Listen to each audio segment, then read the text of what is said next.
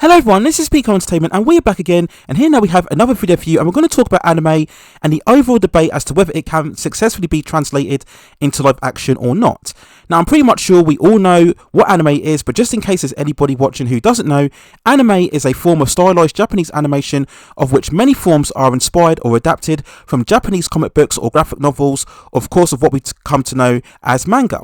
Now the genre itself has successfully crossed over to Western cultures and entertainment, if not completely dominating the mainstream. It definitely has gained prominence with each following decade since breaking through in the late 80s to the early 1990s.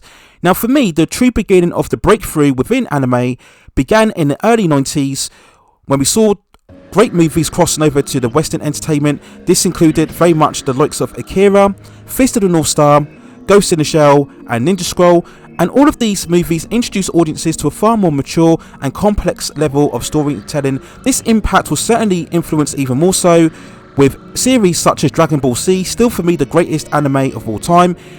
In the late 90s, of course, we had Cowboy Bebop, which had its live action adaptation recently on Netflix, and we would see this impact continue with the likes of Naruto, Avatar, One Piece and Neo Genesis Evangelion. And currently today we continue to see anime have huge mainstream success with the likes of Attack on Titan, One Punch Man, My Hero Academia and of course Demon Slayer.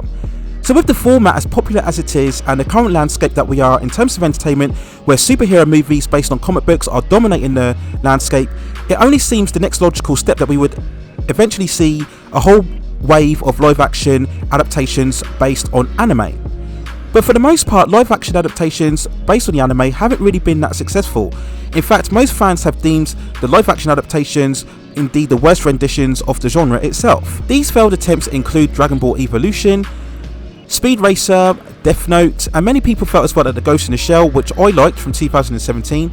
Now the only real great success that we've seen in terms of live action recently has been Alita Battle Angel, which grossed over 400 million worldwide at the box office, and very much for a niche anime IP, that was a great success. And I think the only reason we haven't yet seen a sequel is because the film itself had a large budget of 185 million itself. But so far to this day, Alita Battle Angel has been the only live action anime adaptation that has garnered good reception amongst both critics and fans. So following this track record, along with the recent release of Netflix's Cowboy Bebop, many people have stated that anime shouldn't be put into live action. Many people have stated that it can't be put into live action. It's too extreme, it's too complex, it's too exaggerated or too hyperbole in terms of its aesthetic. The action and humour are just too outlandish in order to register in terms of a live action movie. The sex, the violence is far too graphic if you want to do something that is truly faithful to the source. So is that true then? Can anime work in live action, or is it completely impossible? Should anime be adapted to live action, and if so, how far should you go in order to make sure that you do indeed get an adaptation that is truly faithful to the source and can also introduce new fans as well? So the overall question to the main topic, I'm going to say yes.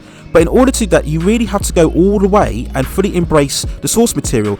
Any half step or half measure and the result ends up becoming too diluted, too underwhelming, and as a result you end up receiving backlash from the fans. Now when I say all the way in terms of adapting an anime, it can't just be about the aesthetic, and I think sometimes even with the aesthetic you do have to measure some sort of sensibility and don't take it literally in terms of the overall look itself. Now what do I mean by this? Well, I talk about the particular art style. Now actually, ironically, Alita Battle Angel was actually a great example of this. Now we all know when we first saw the trailers for this, what was most noticeable was the very much enlarged eyes of the actress Rosie Salazar. Now the reason they did this is because they wanted to match the overall art style that Alita was drawn in. Now if you very much study the anime or the manga, you will know Alita is a very distinctive character because of her large eyes. But the problem there was that in terms of the overall story, Alita's look and her eyes in particular, they weren't what was driving the story. That was just the artist's own style. Many of the characters in Alita had certain facial features, it's sort of sharp pointy noses and sharpened edged faces, but that's not what drove the narrative. But I think the problem that a lot of filmmakers make today is that they feel that the stylized look of anime has to be so perfect that takes away their attention from the actual storytelling, which is really the most important. Now don't get me wrong, matching the aesthetic of anime is important, but that's the same with any adaptation, whether you're doing anime or any American comics or indeed any novelization, any great works of literature. Matching the look of the actual source material is very important. But at the same time, you can't get too carried away with that. You have to also make sure that you match the story as well. It's simply not enough to have a fan look at it and say, this looks like the anime, so therefore I think it's amazing. No, anime fans, just like any other fans, are invested in these characters because they are fully embraced in the story, in the narrative, in the journey, in the destination that we see those characters embark on, whether it be over a set amount of graphic novels or a set amount of number of seasons from the anime itself. So I do agree that there has to be certain sensibilities when you are making a movie. Not only that, because you have to remember also that in a movie you only have around 2 to 3 hours maximum, and many anime have stories that span over multiple seasons. There's a huge wealth and depth in terms of world building, establishing characters, origin stories and backstories, and it's a lot harder to condense that in a 2 to 2.5 hour movie. But despite that, I still think it's possible, even in a live action movie, to fully adapt to anime successfully. We've seen, obviously with the best example, Lord of the Rings. That in itself is a hugely expansive and very complex story with a lot of mythology and a lot of lore and a lot of characters. Yet Peter Jackson managed to achieve the ultimate adaptation, albeit in 3-hour movies, but he still managed to do it in a cinematic format. So with good writing and good prioritization of the characters, there's no reason at all why you can't adapt a movie even if you have 2 to 3 hours runtime. And that excuse is even less, of course, for a television series where you can have at least 10 to 15 hours worth of screen time available to fully exploit the source material and make sure that you adapt it in the right way. I also believe that if you want to adapt to anime successfully, it does have to have a significant budget. Now, I'm not stating that it has to have a budget north of 300 million, no, but if you want to indeed capture the overall aesthetic and the look of the anime, there has to be a large scale and scope behind it. I think you are doing very much damage to the fan base and the material if you try to do these movies on the cheap. This is a balancing act because we go back to Alita. That film itself cost 185 million. Now, whilst I feel 185 million was too much, at the same time it still has to have a sizable budget. We can talk about it's not necessarily the amount of money, it's how you utilize it, and that's very true because a lot of classic movies and franchises from the 80s began with very smaller budgets and they went on to become phenomenal movies. It is all about utilizing resources in the right way, but I do believe that you have a sizable budget enough, then you have more chance of creating that aesthetic, that real distinctive look and feel of an anime, which can garner very much success for your adaptation. Many people feel that you are setting yourself up for a fall if you do indeed try to adapt the visual tone of the anime too much. Many people say you cannot do it, it's too colourful, it's too excitable, there's no way you can translate it. But look at what we've seen, certainly in the last 10 to 15 years in terms of mainstream entertainment, particularly in the terms of the superhero movies. In the last 5 to 10 years, we've seen Thanos wielding the Infinity Gauntlet. We've seen Godzilla and Kong being over 100 feet tall, smashing cities as they fight one another. We've seen a giant starfish in Starro and Suicide Squad roaming around the city. We've had all of the kaiju in Pacific Rim.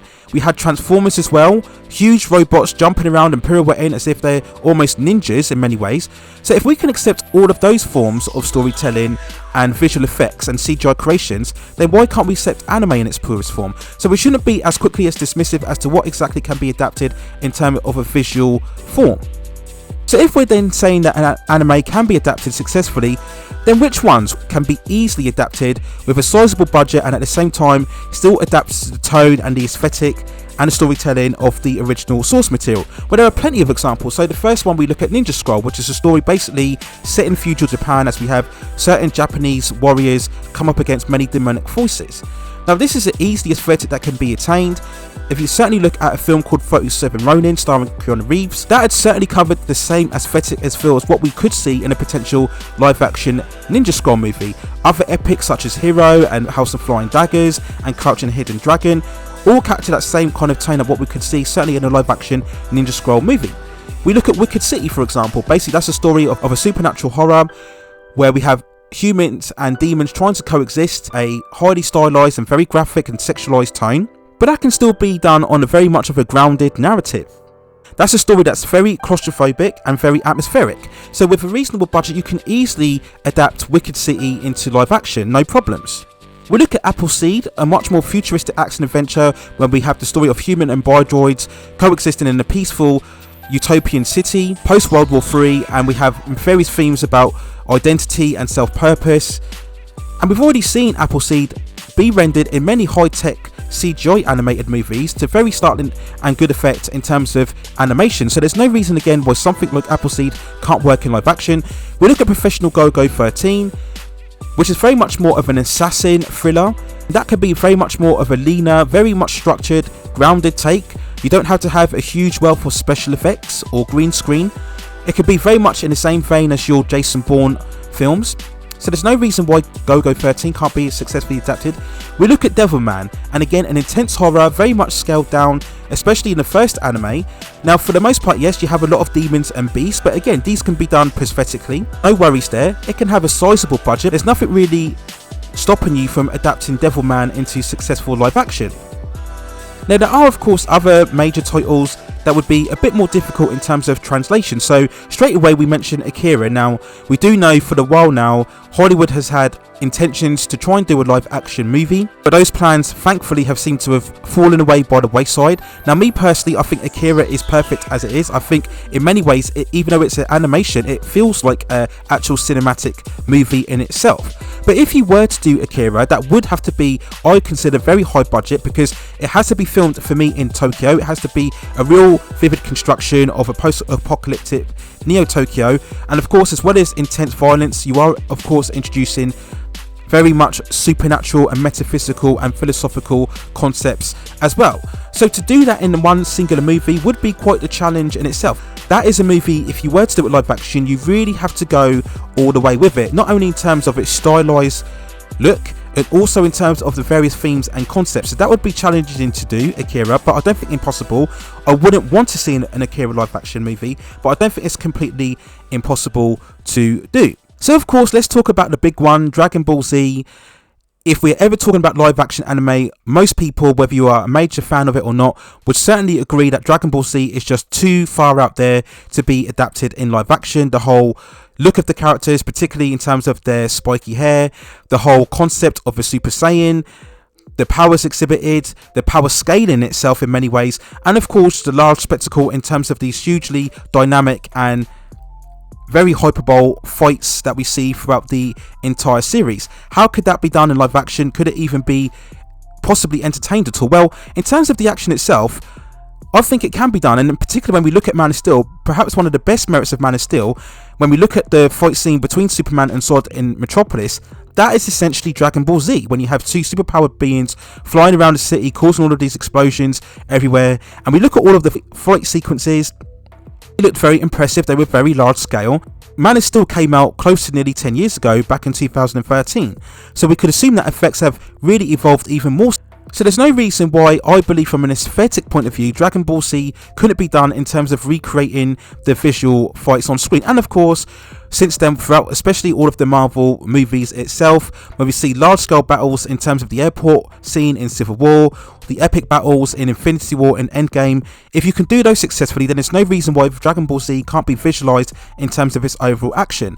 And like I said, like Akira, if you're going to do Dragon Ball Z, unlike Dragon Ball Evolution, which really nerfed and diluted the source material a lot, you have to really go all the way. You have to fully embrace all of the powers in terms of the Super Saiyans and the various other training abilities of the other characters. So that's the only way a Dragon Ball Z movie can be done. If you're ever going to do it in a movie format, it has to be at least 2 to 2.5 hours if you really want to encapsulate that epic scope and feel. And not only in terms of the fight scenes, but also in terms of the story and characterization, because that's really what makes Dragon Ball Z so special. So again, I think that would be a very big challenge. Again, I'm not asking for a live action Dragon Ball Z, but if it was ever going to be entertained, then I certainly feel that is something that could be done in live action. So let's look at the recent animes, the more successful and very popular titles, certainly in the last 3 to 5 years. So straight away, we look at Attack on Titan. Again, very good, compelling anime. Very serious and serialized in its tone. Now, many people would state, well, the ultimate challenge, of course, is when we talk about the Titans themselves, these huge, hulking, walking, human-like demon monsters. How could they ever converge that into live action? But again, as I mentioned before, we've seen with the likes of Godzilla vs. Kong, if we look at the Marvel films where we see Ant-Man growing up massively in scale. So if you match that visual ambition, then there's no reason why Attack on Titan, from a visual standpoint, couldn't be achieved. right? Those effects shouldn't be really no problem to pull off, especially when we go by the Eternals, when we see how big in scale the Celestials were. So there's no reason why that we can't do Celestials, that we can't do the Titans of what we see in the anime itself. Another anime that I believe easily could be done in recent times is Demon Slayer. So like I mentioned with Ninja Scroll, that's very much again in a much more of a historical time period when you're dealing much more with feudal warriors and samurai warriors and demons and monsters. Where's the issue there? Demon Slayer could easily be done. I could even entertain Demon Slayer be done on a very much of a reasonable budget, maybe around 60 to 70 million. So I think one that will be difficult is My Hero Academia. Again, that's very exaggerated in terms of its visual aesthetic and tone, very spectacular in all of the various superpowers that we see from the characters. Again, you'd have to give that bright, colourful aesthetic. Look what we saw with Speed Racer in order for it to work. I don't think My Hero Academia is something that could be really toned down or too grounded. I think you take away a lot of the escapism and a lot of the outlandish qualities within My Hero Academia. So that would be one that would be much more difficult to do in live action. Now something like One Punch Man I think really wouldn't work. I think again that's something that's just too far out there. If you look at the spectacle and the animation and the overall scale itself, that would really be far out there. That would be a hefty budget to pull off if you did indeed want to do One Punch Man. So if they did want to adapt a live action adaptation, One Punch Man is something I really wouldn't advise for. So this brings us then to where we are at the moment. As I mentioned before, we've just come off the Netflix version of Cowboy Bebop, and you can check out my reviews of that within the channel. Now I feel for most part, as from an aesthetic point of view, they pulled that off very well. And then we come on to what we are coming against in the future. So the upcoming next live action anime is One Piece. Now me personally, I feel One Piece is something that you just can't do unless you're going to go really all the way with it. It really is this kind of cartoonish, wacky, really left field animation, very sporadic and scattershot in its tone overall. So you've got to embrace that if you're going to do One Piece. So I've got a feeling when that comes out, that will come under a lot of scrutiny when it's overall release. As I said at the start of this video, I am a firm believer that anime can be successfully adapted as long as you have a passion for the source material, as long as you have good sensibilities in terms of your storytelling. And I think we are past the point now in terms of visual limitations. As I mentioned before, or my previous examples, literally every year now we are seeing far more large scale outlandish effects being rendered really well in terms of the big screen. So there's no reason why anime can't fit into that territory as well. So those are my thoughts and feelings on anime and whether it can be translated into live action or not. Let me know what you think in the comments below. What are your views considering new anime or old anime? Which titles do you think from the past or present can be done successfully in live action, or do you think it's a futile exercise, and do you think anime should be left alone and just kept in its original format? Let me know what you think in the comments below. Please also hit and like the subscription and notification buttons so I can provide you with more high quality content like this in the future. But that's it for now. Take care of yourselves, stay safe distances, and I will see you very, very soon.